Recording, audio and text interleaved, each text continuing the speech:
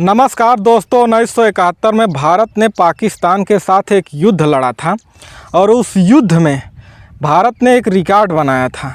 उस समय की सरकार, इंदिरा गांधी की सरकार ने पाकिस्तान के 93,000 सैनिकों को आत्मसमर्पण कराया था, सरेंडर कराया था। वर्ल्ड गिनीज बुक में पाकिस्तान का नाम इसलिए दर्ज है, उसके 93,000 सैनिकों ने आत्मसमर्पण किया था। लेकिन मोदी जी ने ऑपरेशन सिंदूर चलाकर पाकिस्तान के एक रिकॉर्ड बनाया है पाकिस्तान के साथ। और रिकॉर्ड ये है कि जिस देश ने युद्ध लड़ा और जिस देश के साथ युद्ध लड़ा और जिस देश ने सीज फायर कराया, वो तीनों देश खुश हैं। यानी पाकिस्तान, भारत और अमेरिका तीनों खुश हैं। और सबसे बड़ी बात ये है कि भारत सीज फायर करके खुश है।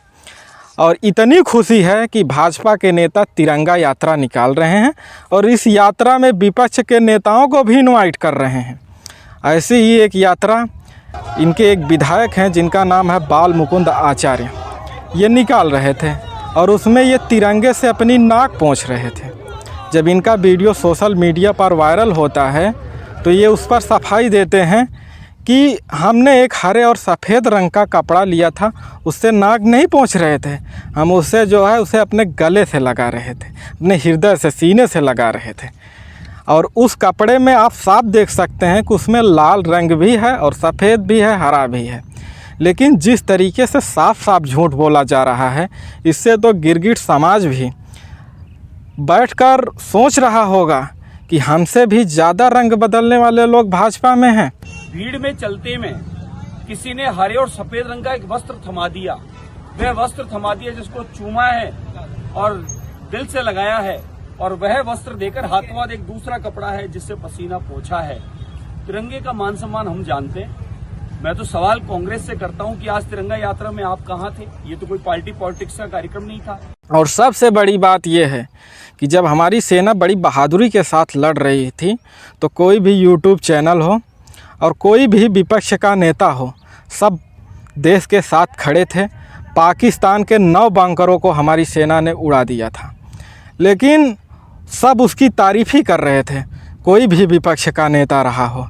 लेकिन जब सीज फायर करा लिए इनके एक मंत्री जी हैं मध्य प्रदेश सरकार में, उनका नाम है विजय शाह, कर्नल सोफिया कुरैशी पर बयान देते हैं कि ये आतंकवादियों की बहन है।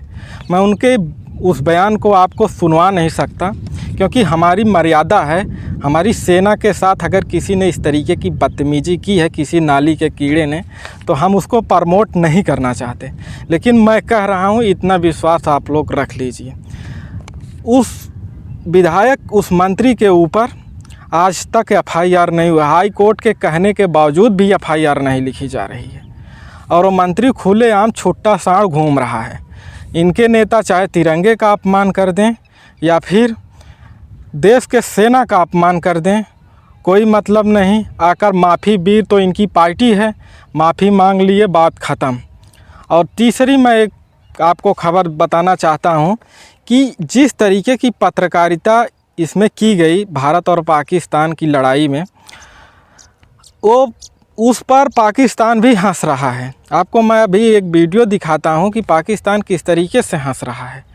लेकिन उस पत्रकारिता को धन्यवाद देने के लिए अश्विनी वैष्णव जी आते हैं और अपनी छत से धन्यवाद देकर चले जाते हैं कि जिस तरीके से पत्रकारिता की गई वो काबिले तारीफ है। प्रिंट मीडिया हो, रीजनल चैनल्स हो, सबको मैं धन्यवाद देना चाहूँगा। आपने ऑपरेशन सिंदूर के साथ समय देश के सेनाओं के साथ खड़े होके एक साथ मेहनत की और वो जज्बा जो राष्ट्र का था, वो जज्बा आपने दिखाया। आप सबको भी सर इंटरनेशनल। और इस तरीके की पत्रकारिता पर हमारे ऊपर पाकिस्तान भी हंस रहा है। मैं आपको एक वीडियो दिखाता हूँ। On local media but international media, ladies and gentlemen, I'm going to call upon General Bakshi. Bakshi, idhar General Bakshi.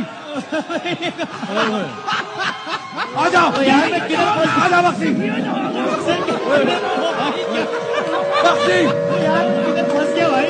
Bakshi, भाई जंग नहीं हो रही, जंग हार गए आप लोग। सर क्या कर रहा? कराची का स्टेटस बताओ, कराची का। सर आप लोग पागल हो गए, क्या कर रहे हैं आप लोग? क्या कर रहे हैं? स्टेटस बताओ यार तुम लोगों का दिमाग खराब हो गया, क्या कर रहे हो भाई? मिस्टर बख्शी, यस क्या are you in Karachi right now? Yes I am in Karachi tell me Mr. The Bakshi. Status of Karachi Tell me the update from Karachi. What is the situation in Karachi right now? Gulistan ने जोर पे कब्जा कर लिया है। जब प्रधानमंत्री का चुनाव चल रहा था भारत में, तो योगी आदित्यनाथ जी ने एक बयान दिया था कि मोदी जी को आप एक बार प्रधानमंत्री बना दीजिए, उसके बाद पाकिस्तान अधिकृत कश्मीर POK मतलब पाक ऑक्यूपाइड कश्मीर भारत का हिस्सा होगा अगले 6 महीने में। रहा है आप देखना, चुनाव के बाद मोदी जी को तीसरी बार प्रधानमंत्री बने दीजिए, अगले 6 महीने के अंदर आप देखेंगे कि पाक अधिकृत कश्मीर भी भारत का हिस्सा हुआ।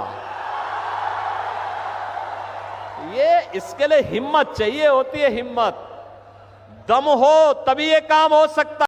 लेकिन 6 महीने में भारत का हिस्सा हुआ कि नहीं हुआ, ये बात तो छोड़िए।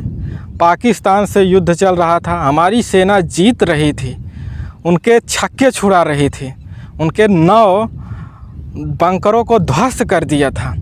इसके बावजूद अमेरिका के डराने धमकाने पर मोदी जी इतना डर गए कि सीज फायर कर लिए।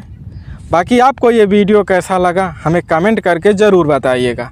वीडियो देखने के लिए आप सभी का बहुत बहुत धन्यवाद।